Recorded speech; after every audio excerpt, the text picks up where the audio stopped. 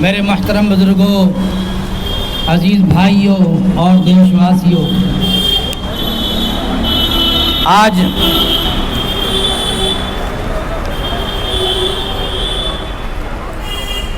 پورا ہندوستان یوم آزادی کا جشن منا رہا ہے۔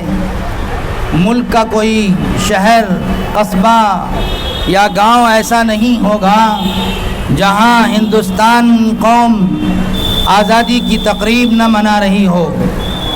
لیکن یہ خوشی، یہ جشن اور یہ تقریب ہم کیوں مناتے ہیں؟ اس کا مقصد کیا ہے؟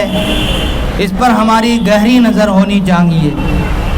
یاد رکھیے، جو قوم اپنے ماضی سے کٹ جاتی ہے اس کا مستقبل روشن اور تابناک نہیں رہتا ہے۔ اگر ہم نے ایسے موقع پر اپنے ان جیالوں کو بھلا دیا جنہوں نے سب سے پہلے آزادی کے محل کی تعمیر میں حصہ لیا تھا اور اپنے جان و مال اور عزت و آبرو کی قربانیاں پیش کی تھیں، تو خود ہم نے اپنے آپ پر ظلم کیا ہے۔ اس حقیقت سے کوئی انکار نہیں کر سکتا کہ 1857 کی ناکام عوامی اور فوجی بغاوت میں سب سے زیادہ جو طبقہ برطانوی حکومت کے عتاب اور ظلم و تشدد کا شکار ہوا ہے، وہ وطن عزیز کے سچے بہی خواہ مسلمانوں ہی کا تھا، جنہوں نے برطانوی استعمار کو جڑ سے اکھاڑ پھینکنے کا تہیہ اور ارادہ کر رکھا تھا۔ تاریخ گواہ ہے کہ اس زمانے میں پورے ملک میں بالعموم دارالسلطنت دہلی میں خاص طور پر عام شاہروں میں پھانسی کے تختے لگا دیے گئے تھے۔ دہلی میں تقریباً 30,000 مسلمانوں کو تہہ تیغ کر دیا گیا تھا۔ حضرت شاہ ولی اللہ محدث دہلوی رحمۃ اللہ علیہ اور ان کے خانوادہ اور ان کے تربیت یافتگان کی ایک بڑی تعداد نے حریت وطن کے جذبے سے سرشار ہو کر مجاہد آزادی پر، محاذ آزادی پر جو قربانیاں پیش کی ہیں وہ بھی یقیناً ناقابل فراموش ہے۔ میرے محترم بزرگوں، ہماری قوم نے، مسلمانوں نے اور علماء نے جو قربانیاں پیش کی ہیں، آپ نے ہمارے پیش رو حضرت مولانا مرشد صاحب ندوی سے آپ نے اس کو سنا ہے۔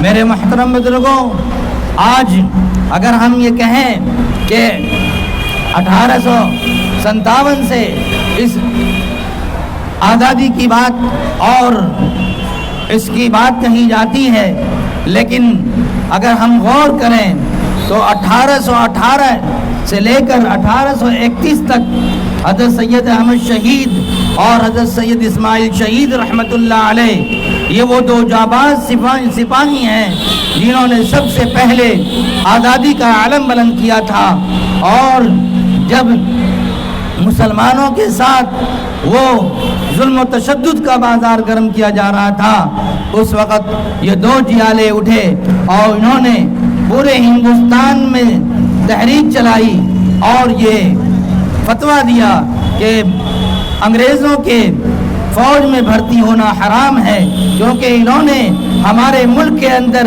ہمارے ہی اوپر ظلم و تشدد کا سلسلہ جاری کر دیا ہے۔ میرے محترم بزرگوں، ہمارے علماء اور ہمارے دانشوران اور ہمارے مسلمانوں کی قربانی کی ایک لامتناہی تاریخ موجود ہے، جس کے لیے ایک عظیم اور ایک بڑا وقت چاہیے۔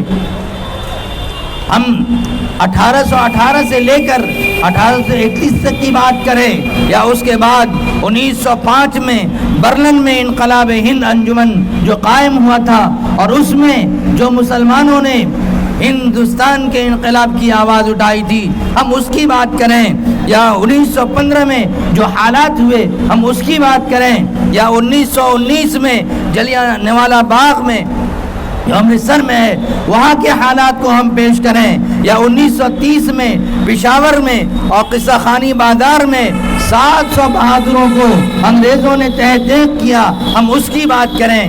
آج ہم 1947 کو یاد رکھتے ہیں، لیکن اس سے پہلے جو حالات ہیں اور جس کی بنیاد ہمارے علماء نے اور ہمارے بزرگان نے دی تھی، ہم اس کو بھول جاتے ہیں۔ یہ بزم اسی لیے سجائی گئی، ہمارے علماء نے فرمایا کہ آج ہر ادارے سے، ہر مسلم جگہوں سے اس آزادی کی تقریب منائی جائے اور لوگوں کو بیدار کیا جائے، بتایا جائے کہ ہمارے علماء کی قربانی کیا رہی ہے، ہمارے مسلمانوں کی قربانی کیا رہی ہے۔ جیسا کہ آپ نے ہمارے بچوں سے سنا بنگلہ اور انگریزی کی تقریروں میں کہ کوئی ایسا دہلی سے لے کر پشاور تک، لاہور تک کوئی ایسا درخت نہیں تھا جہاں علماء اور مسلمانوں کے جو ہے لاش نہ لٹک رہے ہوں، پھانسی کے پھندے جو لگائے گئے تھے۔ یہ قربانیاں دے کر ہم نے اس وطن کو سینچا ہے۔ اس لیے میرے محترم بزرگوں، کسی نے کہا ہے نہ سمجھو گے تو مٹ جاؤ گے اے ہندی مسلمانوں، نہ سمجھو گے تو مٹ جاؤ گے اے ہندی مسلمانوں، تمہاری داستان بھی نہ ہوگی داستانوں۔ اگر ہم چاہتے ہیں کہ ہم ان باتوں کو یاد رکھیں، جبکہ ہم دیکھ رہے ہیں ہماری تاریخ کو مٹایا جا رہا ہے، ہماری تاریخ سے کھلواڑ کیا جا رہا ہے۔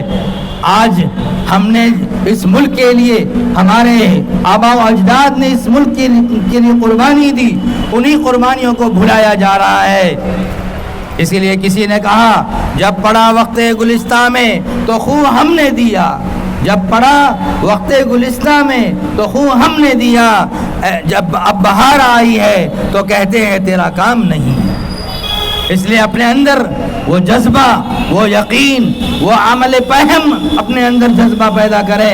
سچ کہا تھا علامہ اقبال نے کہ یقین محکم، عمل پہم، محبت فاتح عالم، جہاد زندگانی میں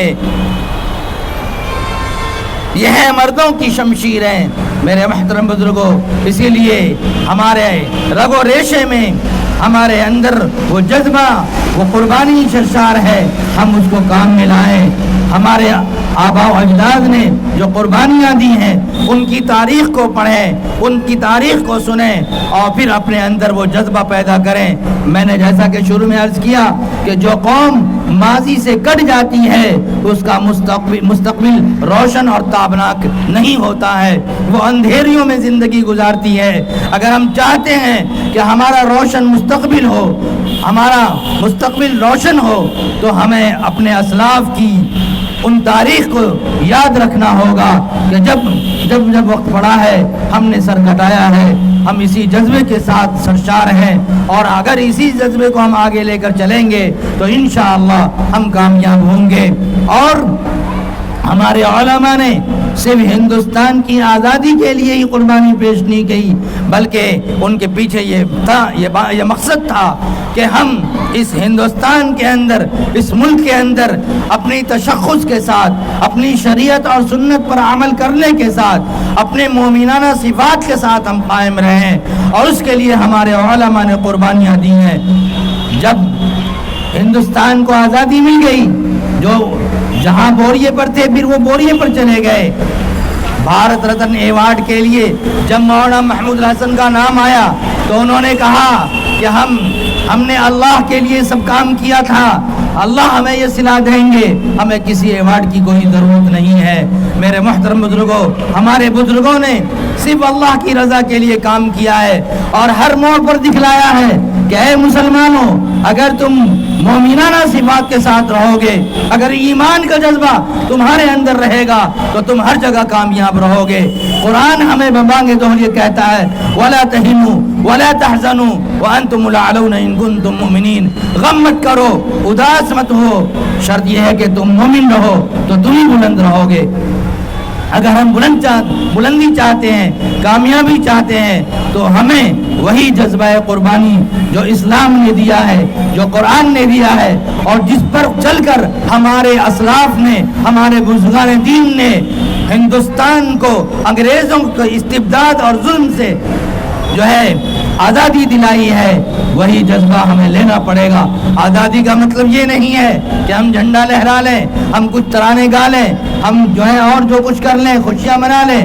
آزادی کا مطلب یہ ہے کہ ہم وہی جذبہ، وہی ایمانی حمیت، وہی ایمانی غیرت جو ہمارے اسلاف نے پیش کیا ہے، اسی چیزوں کو ہم اپنے اندر لے لیں تو ہم آزادی کا صحیح حق ادا کرنے والے ہیں۔ اللہ تبارک و تعالی ہمیں صحیح باتوں پر عمل کی توفیق عطا فرما دے اور ہمیں وہ جذبہ آزادی عطا فرما دے جو ہمارے بزرگوں کے اندر تھا، ہمیں وہی خدمت عطا فرما دے جو اللہ نے پیارے حبیب صلی اللہ علیہ وسلم کے ذریعے سے ہم کو دیا ہے۔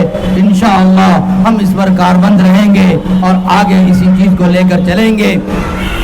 مولوی عبدالحمید مسجد کی جانب سے اسی بات کا ہم مصلیان کرام نے اس کا یہ بیڑا اٹھایا ہے کہ ہم جہاں جہاں جب جب جیسا وقت پڑا گئے ہمارے بزرگان دین اسلاف پیچھے نہیں رہے ہیں، لہذا ہم بھی پیچھے نہیں ہیں۔ ہم بھی جب بھی قربانی کا وقت آئے گا ہم اپنے آپ کو پیش کریں گے انشاءاللہ۔ میں انہی باتوں پر اپنی بات ختم کرتا ہوں۔ اللہ تعالی ہمیں وہ ایمان، وہ جذبہ، وہ آزادی کا وہ جوش ہم میں عطا فرما دے جو ہمارے بزرگوں میں رہا ہے۔ وآخر دعوانا ان الحمدللہ رب العالمین۔